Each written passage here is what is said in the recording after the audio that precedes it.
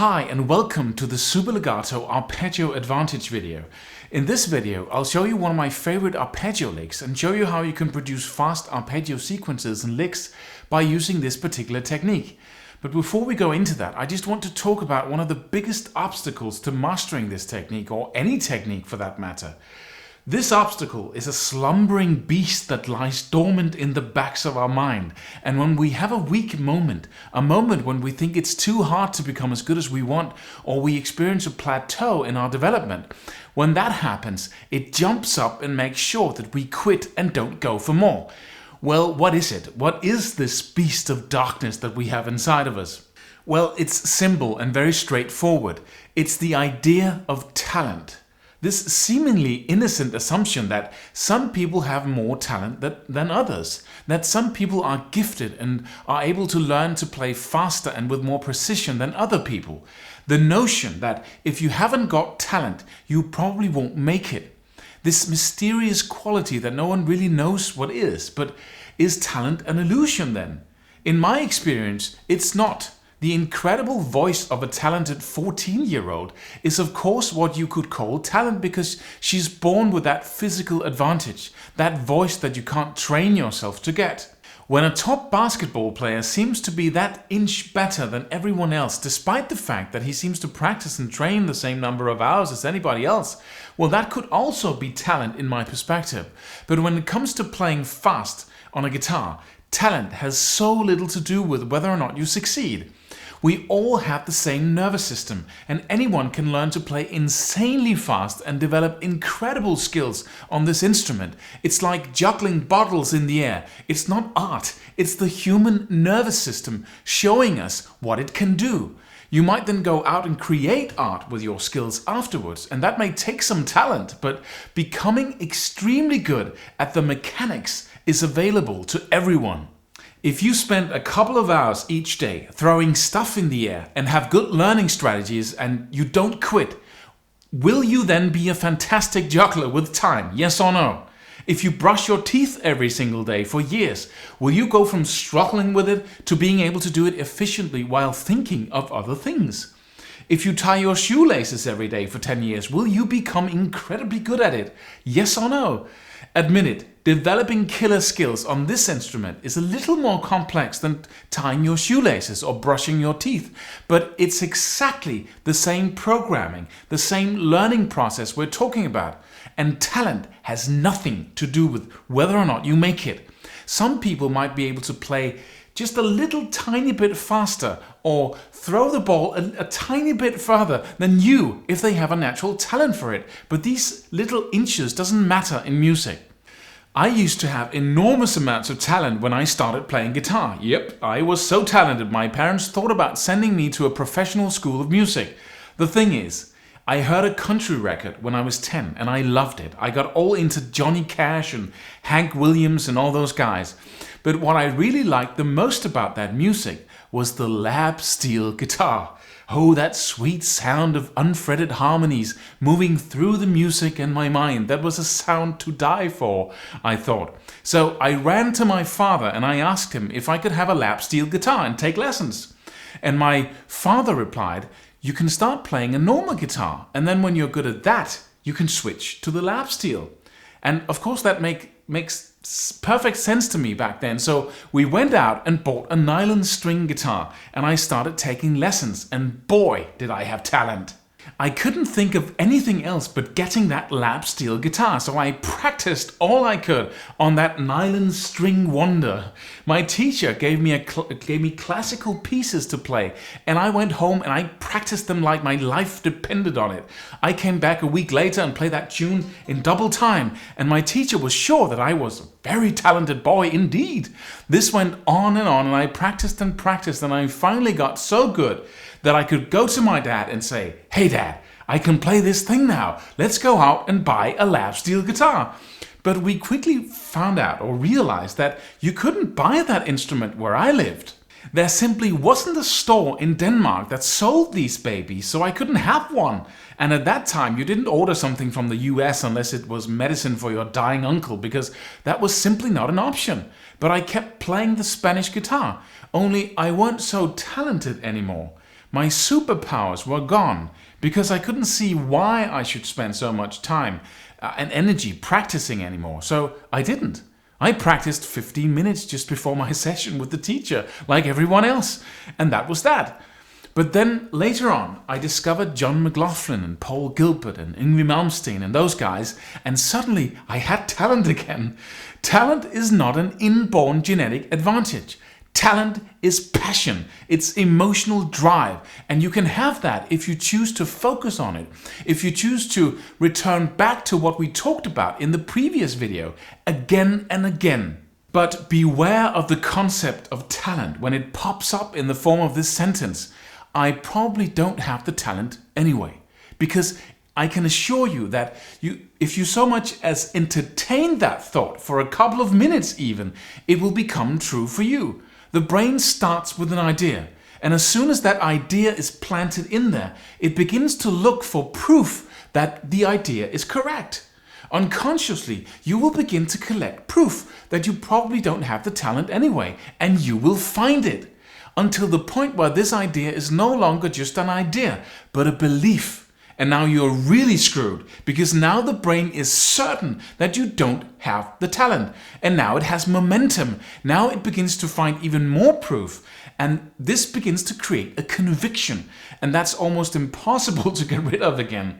As you believe, so will you act. You will try to learn this technique, and the minute it seems hard or even impossible, your brain is going to go, see, I told you, we couldn't do it. Yet another piece of evidence that we don't have the talent.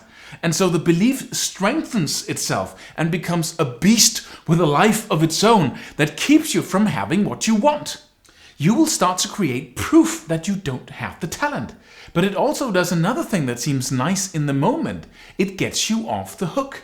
If you haven't got the talent, then why even try? Come on, relax. You don't have to work so hard. It's not worth it anyway. You won't amount to anything special anyway, and it's okay. You just don't have the talent. So let's watch some TV instead. Let's relax and take it easy. And that's one of the reasons why this belief is so popular. Another reason is this. Once people are convinced that they don't have the talent, they will leave their dreams behind, drop their goals and go do something else. And then you come along and tell them that lack of talent isn't the problem. How would you react if you spent 20 years limiting yourself because of something that wasn't true? How would you feel if I came along and told you that what you thought was the reason for you not going for it, that all that was an illusion? Wouldn't that be a bit uncomfortable? Like, did I limit my life because of a false belief? People sometimes hold on to their beliefs even when they know they're not true, just so they won't have to admit that they sold themselves short, just so they don't have to feel the pain of having made a stupid decision to stop. But you can make a new decision any second. That's one of the reasons why this belief is so strong and why so many people defend the idea of talent as a limitation. Because what if I'm right? What if you can become as good as you want? What if it's entirely up to you? What if there's nothing that holds you back at all? What if it's as possible for you as it was for any of the guys you consider to be the best in the world? What if there's no excuses at all? What would you dare to dream if you knew you could not fail? Well, you can't fail if you can do this one thing, and it is this. Do not stop. Don't quit. Be less motivated than last month. Be discouraged, but don't quit. It is the only thing you must not do if you want to get what you want. How do I know that this is true? Well, everyone who has what they want didn't quit until they got it. And everyone who didn't get what they want stopped. Don't stop. Stop for today, for this week, but get back into it again as fast as possible. And know that if you have in the neighborhood of 2 hands and 10 fingers and what appears to be an intact brain, you can learn to do incredible things on this instrument. Now, with that said, let's look at how you can play arpeggios with super legato, when you go from hammer-ons and pull-offs to not picking any of the notes at all. The challenge of going from string to string almost disappears. And this gives us some pretty great advantages when it comes to arpeggios, because there are so much distance between the notes of an arpeggio, you must go from string to string all the time. But luckily, that's very easy with super legato. Let me show you.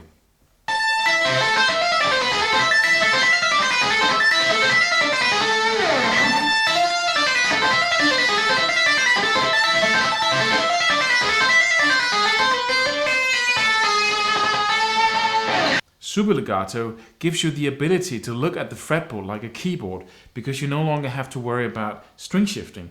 Normally you have to use your pick to go from string to string. When we do normal legato or hammer-ons and pull-offs, I use the pick to go from string to string to set that first note in play.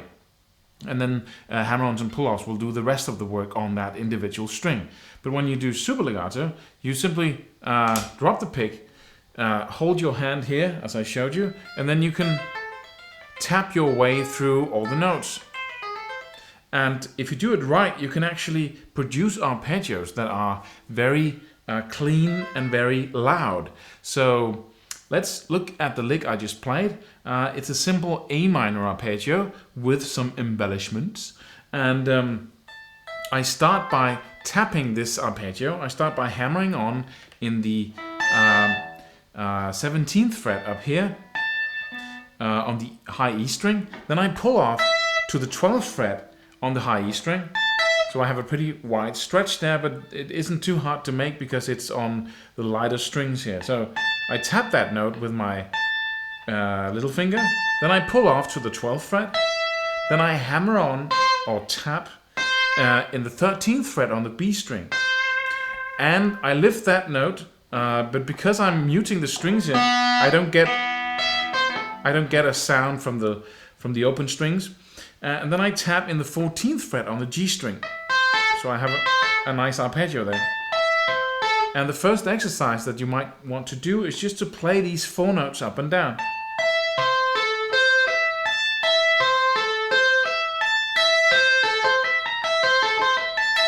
And of course hit the right one up there. And really spend some time on hitting the notes precisely, or the strings precisely, while producing good solid sounds here.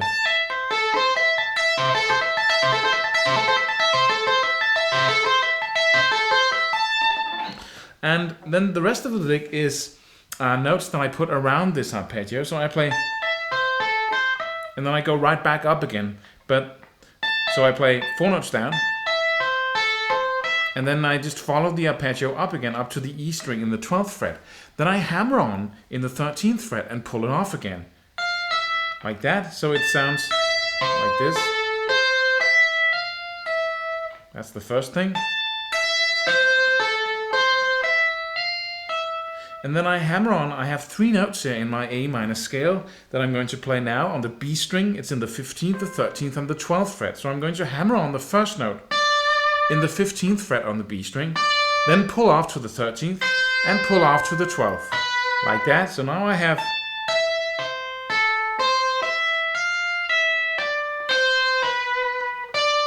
and make sure you get those hammer-ons and pull-offs right.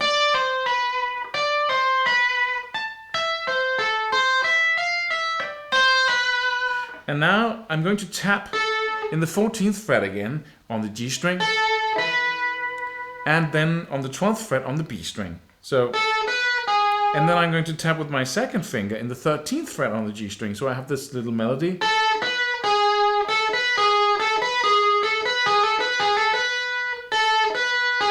So I'm going to add that to the lick. So.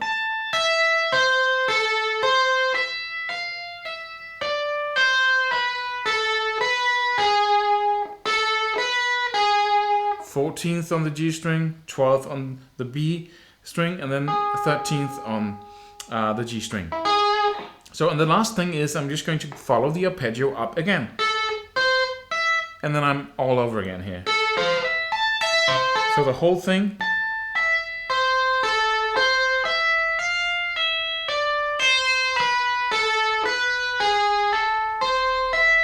And then I'm right back again.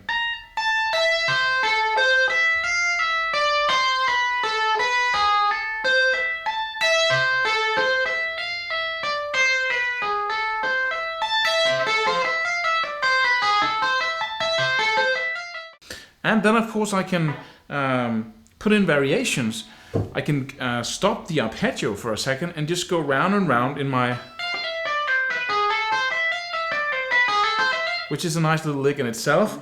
So when I get to this point, so I'm playing the arpeggio first, And when I hit that E string again in the 12th fret, I start my lick here. So I go hammer on in the 12th fret, then in the 13th, then pull off, and we're on the high E string here. And then I'm going to play that part of the lick. So you play. So that's what you play over and over again. Let me play it slowly for you.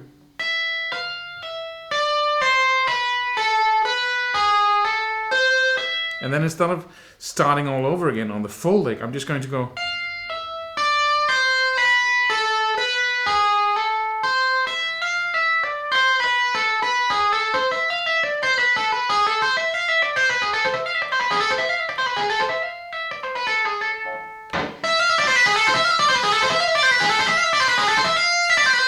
The final idea could be to just circle these notes down here, because you go. Then you could just go. That's a nice little lick too.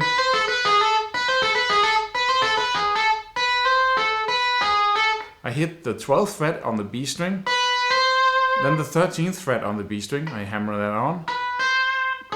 Then I tap the 14th fret on the G string, then the 12th fret on the B string again, then the 13th fret on the G string, and then I'm back to the 14th fret on the G string, and then I can go right all over again. So let me play that slowly for you.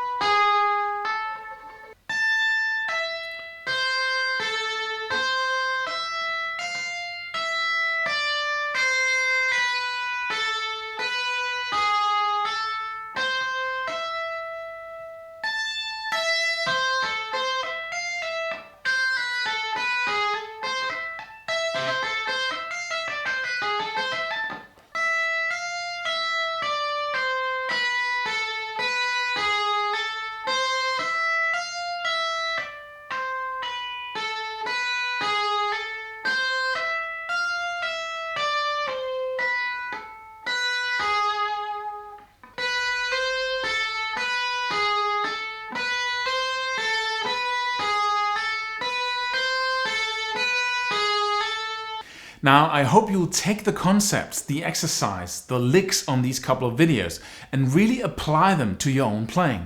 If you didn't do the little exercise and download the PDF in the previous video, then go for it now. Decide to test it. You don't have to agree with any of what I say, but at least test it. Then when you've tried it out, you can always go, I see what he means, but that's not for me. So few people act on what they read, hear, or see. And if you can be one of those people who converts any new idea into some form of action, you can have what you want. Now, as you've probably guessed, I have a program coming out entitled Super Legato, and I'm going to spend the last couple of minutes giving you an overview of what that program is about. If you don't want to take the next step and you feel you've already gotten enough out of these free videos, you can shut me off right now. If you have any questions to what I've said or shown you, you're welcome to send me an email. If you're curious about what this new program contains, then stick with me.